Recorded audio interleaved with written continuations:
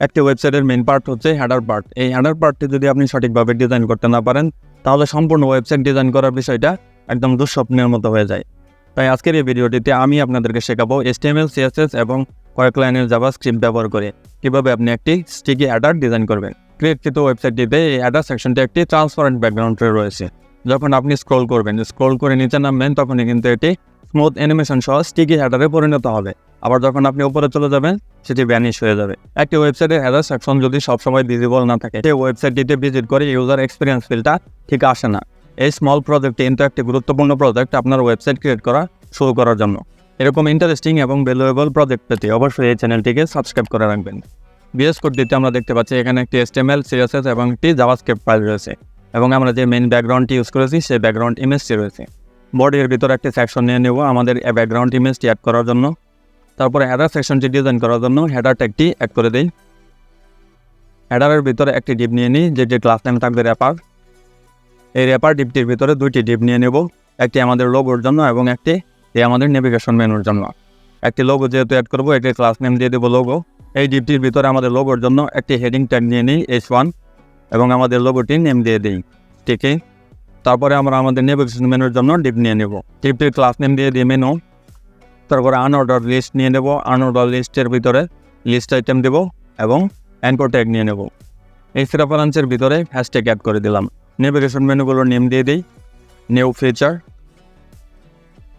এটিকে কপি করে আমাদের যতগুলো লিঙ্ক দরকার ততগুলো পেস্ট করে নিই। সবগুলো মেনু লিঙ্কের নাম দিয়ে দিই প্রজেক্টস, ইনফরমেশন, কন্ট্যাক্ট। সর্বশেষে যেটি রয়েছে সেটি আমাদের লগ ইন বাটনের জন্য, তাই এটি নাম দিয়ে দেবো লগ ইন। এটিকে আলাদাভাবে গ্র্যাব করার জন্য এটির ক্লাস নেম দিয়ে দেবো লগ ইন। ওয়েবসাইটের মেইন এলিমেন্টগুলো অ্যাড করা হয়ে গেছে।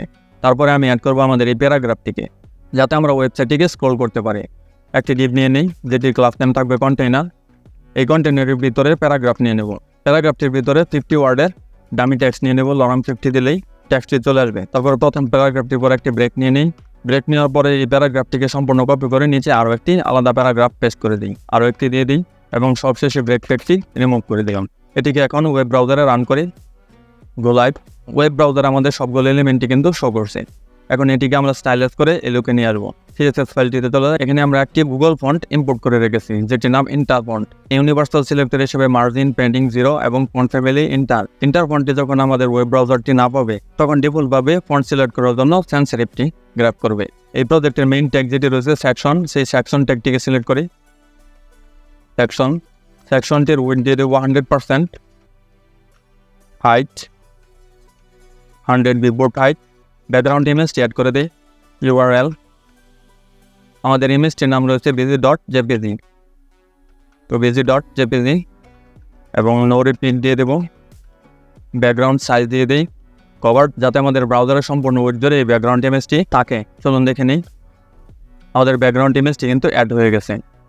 এই ইমেজটির উপরে একটু ওভারলে অ্যাড করে দিই। অ্যাড করার জন্য এখানে লিনিয়ার গ্রেডিয়েন্ট ইউজ করবো আমরা, তো এখানে কমা দিয়ে প্রথমে লিনিয়ার গ্রেডিয়েন্ট দিয়ে দিই।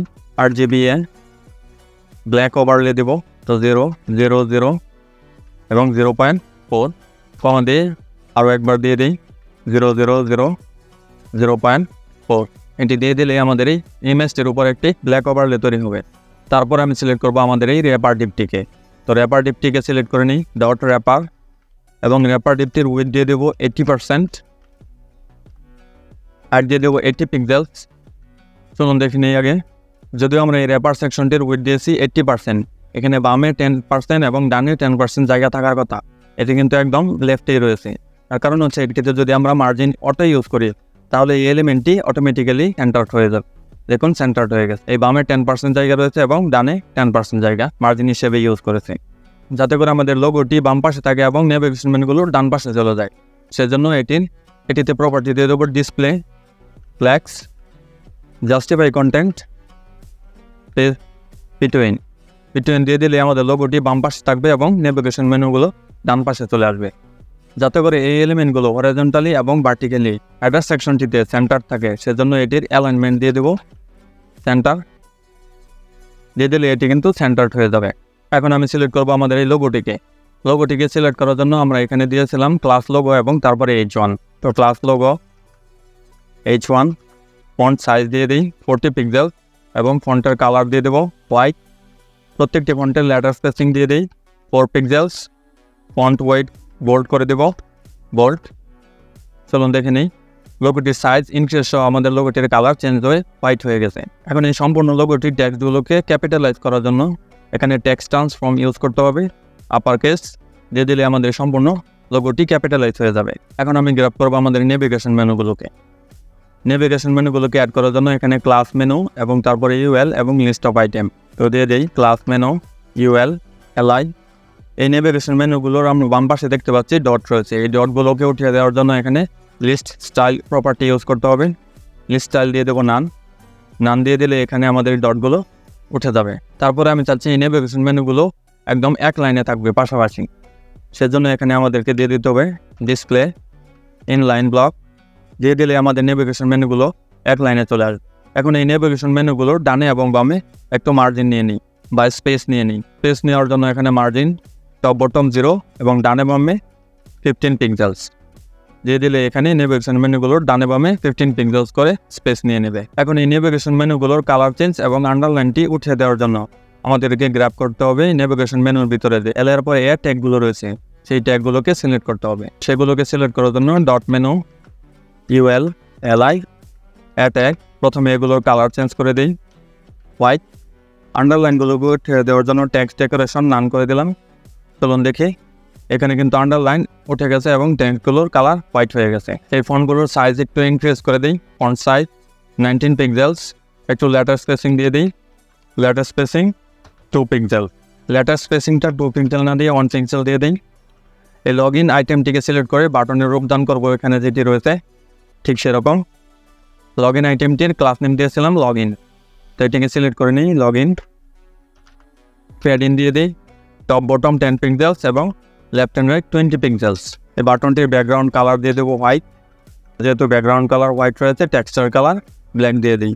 চলুন দেখে নিই, বাটনটির ব্যাকগ্রাউন্ড কালার হোয়াইট হয়েছে কিন্তু টেক্সচার কালার ব্ল্যাক হয়নি। সেজন্য আমাদেরকে কী করতে হবে, এখানে এক্সক্লামেশন দিয়ে যদি আমরা ইম্পর্টেন্ট দিয়ে দিই তার মানে এটি খুবই ইম্পর্টেন্ট, যেটিকে ব্ল্যাক করতে হবে এই টেক্সটটিকে, তাহলে এই টেক্সচার কালারটি ব্ল্যাক হয়ে যাবে। বাটনটিতে একটু বর্ডার রেডিয়াস অ্যাড করে দেবো, বর্ডার রেডিয়াস 3 পিক্সেলস দিয়ে দিলে এখানে বাটনটিতে বর্ডার রেডিয়াস অ্যাড হয়ে যাবে। এই নেভিগেশন মেনুটির নিচে যে হরিজন্টাল লাইন বা বর্ডারটি রয়েছে সেটি অ্যাড করে দেবো। সেই জন্য আমি এখানে হেডার ট্যাগটিকে সিলেক্ট করব, বর্ডার বটম 0.5 পিক্সেলস সলিড। একটু ট্রান্সপারেন্ট হোয়াইট কালার ইউজ করি, RGB white colour RGB code 255 255 255 এবং এটির অপাসিটি দিয়ে দেবো 4 দিয়ে দিলে আমাদের এটির নিচে বর্ডার অ্যাড হয়ে যাবে। আপনি চাইলে আপনার ইচ্ছা মতো অপাসিটি কমিয়ে নিতে পারবেন। ওড়না দিয়ে যদি আমরা 2 দিই, তারপরে আমি নিচে দেখতে পাচ্ছি এই প্যারাগ্রাফগুলো কিন্তু একদম বাম থেকে ডান পর্যন্ত সম্পূর্ণ জায়গা দখল করে নিচ্ছে। পার্টির উইথ 80% দিয়েছিলাম, সেই অনুযায়ী এই প্যারাগ্রাফটির উইথটাও 80% দিয়ে দিই। তো 80% দেওয়ার জন্য এখানে আমরা প্যারাগ্রাফটি অ্যাড করার পূর্বে একটি ডিপ ক্রিয়েট করেছিলাম কন্টেনার, এই কন্টেনার ডিপটিকে সিলেক্ট করি। তো কন্টেনার ডিপটিকে সিলেক্ট করার জন্য ডট কন্টেনার উইথ 80% মার্জিন সেই আগের মতো অটো দিয়ে দেবো। চলুন দেখি এটি সেন্টার্ড হয়ে গেছে কিনা। দেখুন এটি কিন্তু সেন্টার্ড হয়েছে। এই প্যারাগ্রাফগুলোর ফন্টের সাইজ একটু ইনক্রিজ করে দিই এবং ওপরে নিচে একটু প্যাডিং নিয়ে নিই। সেজন্য এই ফন্টগুলোর সাইজ দিয়ে দিই, font size 22 pixels, padding top bottom দিয়ে দিই 100 pixels, left and right 0, line height 1.5। এই প্যারাগ্রাফগুলোতে লাইন হাইট 1.5 চলে আসবে। এখন আমরা এটি স্মুথলি স্ক্রোল করতে পারছি। এখানে স্ক্রোল করার সাথে সাথে যাতে করে আমাদের এই নেভিগেশন মেনুটি স্টিকি ইফেক্ট আসে সেজন্য আমাদেরকে জাভাস্ক্রিপ্ট ইউজ করতে হবে। জাভাস্ক্রিপ্টে এই অ্যাকচুয়াল ইফেক্টটি ইউজ করার জন্য CSS একটি ক্লাস নিয়ে নেব, যেটির ক্লাস নেম থাকবে স্টিকি। এই স্টিকি ক্লাস নেমে কিন্তু আমাদের এই HTML ফাইলটিতে কোনো প্রকার ডিপ নেই। পজিশন দিয়ে দিই, পজিশন অ্যাবসোলুট, টপ দিয়ে দিই 0, ঠিক লেফটও দিয়ে দেবো 0। এটি দেওয়ার মানে হচ্ছে আমাদের এই ওয়েব পেজটিতে স্টিকি নাম্বারটির টপে 0 মার্জিন থাকবে এবং লেফটেও 0 মার্জিন থাকবে এবং সাথে সাথে আমাদের এই স্টিকি নাম্বারটির উইথ থাকবে 100%। সেজন্য আমাদেরকে উইথ দিয়ে দিতে হবে 100%। স্টিকি নাম্বারটির ব্যাকগ্রাউন্ড কালার দিয়ে দিই, ব্যাকগ্রাউন্ড কালার কোডটি পেস্ট করে দিলাম। এখানে আমাদের ওয়েব পেজটিতে কিন্তু স্টিকি নাম্বারটির কোনো ইফেক্ট পড়েনি। স্টিকি করার জন্য আমাদেরকে জাভাস্ক্রিপ্ট অ্যাড করতে হবে। সেজন্য আমাদেরকে এই main.js ফাইলটি ওপেন করতে হবে। এই JS ফাইলটি কিন্তু একদম এমটি রয়েছে, চলুন আগে দেখে নিই আমাদের এই main.js ফাইলটি HTML ফাইলটিতে লিঙ্ক করা আছে কিনা। এন্ডিং বডি ট্যাগের পূর্বে এই জাভাস্ক্রিপ্ট ফাইলগুলো লিঙ্ক করতে হয়। এখানে কিন্তু আমাদের এই জাভাস্ক্রিপ্ট ফাইলটি লিঙ্ক করা রয়েছে। এই জাভাস্ক্রিপ্ট ফাইলটিতে একটি ভেরিয়েবল ক্রিয়েট করি কনস্ট, যেহেতু আমাদের হেডারটি স্টিকি হবে সেজন্য হেডারটিকে সিলেক্ট করব। হেডারটিকে সিলেক্ট করার জন্য এখানে কিন্তু কোনো প্রকার ক্লাস নেম ইউজ করিনি। ক্লাস নেম ইউজ না করলেও কিন্তু আমাদের এই ট্যাগ নেম অনুযায়ী হেডারটিকে সিলেক্ট করা যাবে। সেজন্য আমাদেরকে দিতে হবে ভেরিয়েবলটির নেম দিয়ে দিই হেডার এবং equal to document dot query selector. যেহেতু এটি কোনো প্রকার ক্লাস নেম নয় তাই এখানে ডট বা হ্যাশট্যাগ ইউজ করা যাবে না। যেহেতু এটি ট্যাগ নেম তাই হেডার ট্যাগ নেমটি লিখে দিলে হবে। যেহেতু আমাদের এই ব্রাউজারটিতে আমরা উইন্ডোটি স্ক্রল করব, উইন্ডোটি স্ক্রল করার সাথে সাথে কিন্তু আমাদের এই হেডারটি স্টিকি হবে, তাই আমাদেরকে উইন্ডোর জন্য একটি ইভেন্ট লিসেনার অ্যাড করতে হবে। তো দিয়ে দিই window dot add event listener. এই উইন্ডোটির ভিতরে আমরা কি করলে এই ইভেন্ট লিসেনারটি রান করবে সেটি আমরা দিয়ে দেবো। যেহেতু আমরা স্ক্রল করব তাই এখানে স্ক্রল দিয়ে দেব। স্ক্রল দেওয়ার পরে আমাদেরকে এখানে কমা দিতে হবে, তারপরে একটি অ্যারো ফাংশন অ্যাড করে দেব।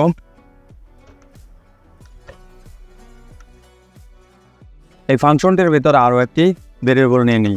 তো কনস্ট ভেরিয়েবলটির নেম দিয়ে দিই কারেন্ট স্ক্রল। কারেন্টে স্ক্রল দেওয়ার পরে এখানে সমান সমান দিয়ে, যেহেতু আমরা উইন্ডোটি স্ক্রল করব সেজন্য দিয়ে দেব উইন্ডো ডট স্ক্রল। এখানে স্ক্রল দিলেও কিন্তু হবে না, আমাদের এই ওয়েব ব্রাউজারের উইন্ডোগুলোকে হরাইজন্টালি এবং ভার্টিক্যালি দুইভাবে স্ক্রল করা যায়। আমাদের ওয়েব ব্রাউজারে দুই ধরনের ডিরেকশন রয়েছে, একটি এক্স ডিরেকশন এবং আরেকটি ওয়াই ডিরেকশন। এক্স ডিরেকশন হচ্ছে আমরা যখন হরাইজন্টালিভাবে স্ক্রল করব তখন সেটিকে এক্স ডিরেকশন বলা হয়, এবং ভার্টিক্যালি স্ক্রল করলে সেটিকে ওয়াই ডিরেকশন বলা হয়। যেহেতু আমরা ওয়াই ডিরেকশনে স্ক্রল করব তাই এটি স্ক্রল ওয়াই দিয়ে দেবো। ভেরিয়েবলটির নিচে ইফ এলস কন্ডিশন অ্যাড করে দিই। ইফ পূর্বের ভেরিয়েবলটির নেম দিয়ে দেবো, যেটির নাম রয়েছে কারেন্ট স্ক্রল। তো current scroll is greater than 200 pixels.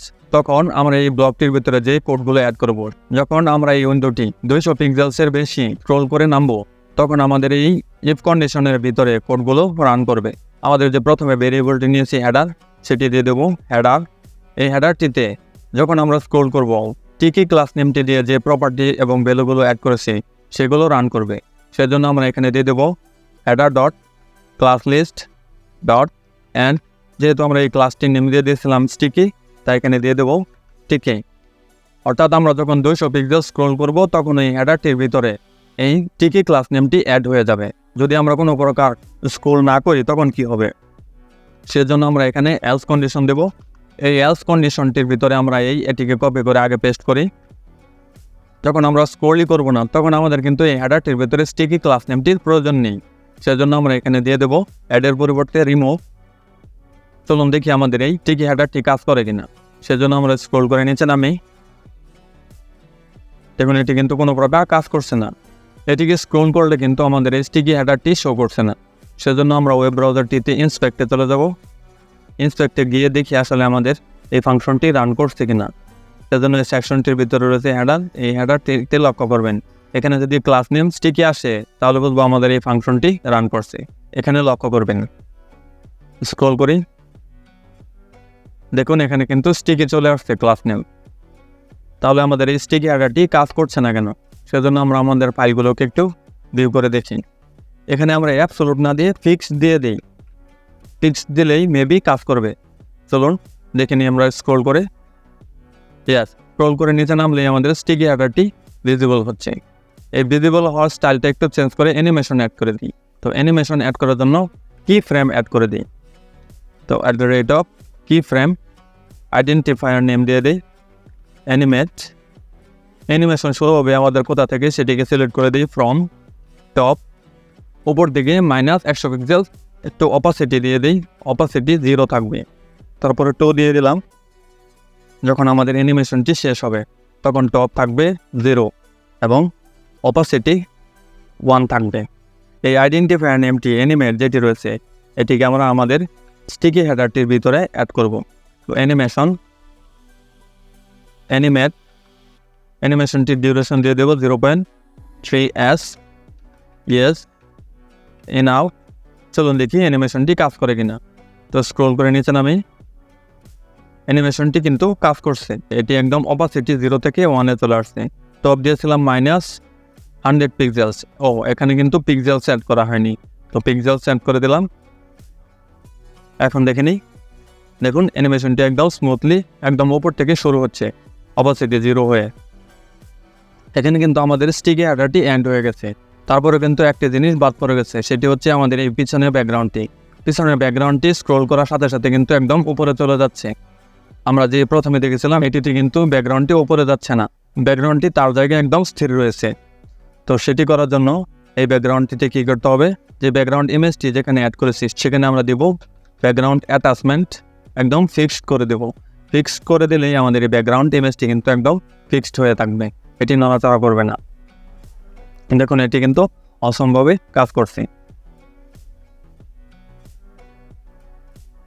এগুলো আমাদের স্টিকি হেডার ক্রিয়েট করা। এখন আপনি নির্বিঘ্নে একটি ফুল ওয়েবসাইট ডিজাইন করার কথা ভাবতে পারবেন। আজকের টিউটোরিয়ালটি এই পর্যন্ত। আসসালামু আলাইকুম।